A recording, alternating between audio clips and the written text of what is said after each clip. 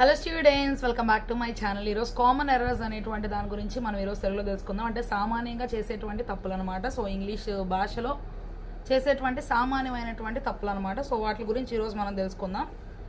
Corrections from all concepts. Okay, so అన్ని రకాల వాటిల్లో కూడా కరెక్షన్స్ అనేటువంటివి ఇక్కడ ఉన్నాయి అనమాట. సో అవేంటి అంటే, ఇప్పటివరకే ఒక పనిని ప్రారంభించి ప్రస్తుతం కూడా ఆ పనినే చేయొచ్చున్న ఎడల దానిని ప్రజెంట్ పర్ఫెక్ట్ కంటిన్యూస్ టెన్స్లో తెలుపబడను. అంటే మనం ఒక పనిని మొదలు పెట్టాం, అది ఇంకా జరుగుతూ ఉంది. సో అటువంటి సమయంలో మనం ఏం చెప్పాలి అంటే, I have been doing this work for 3 years. ఇదే పని నేను 3 సంవత్సరాల నుండి చేస్తాను. అంటే 3 సంవత్సరాల క్రితం నేను మొదలు పెట్టాను, ఇంకా నేను చేస్తూనే ఉన్నాను. ఓకే, సో అది చెప్పినప్పుడు ఐ హ్యావ్ బీన్ అంటాం అనమాట.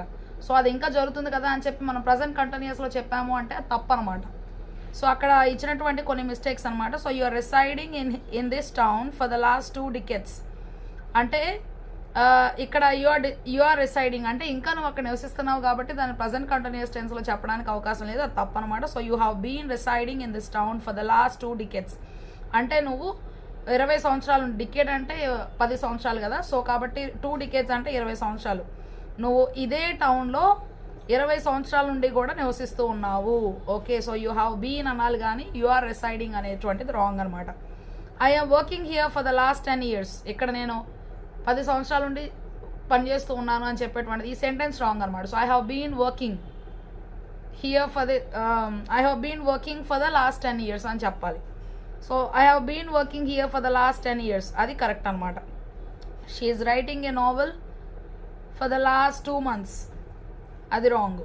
She has been writing a novel for the last 2 months. Okay, so 2 నెలల నుండి కూడా ఈ యొక్క నవల అనేటువంటిది మొదలుపెట్టింది 2 నెలల క్రితం, ఇంకా రాస్తూ ఉంది,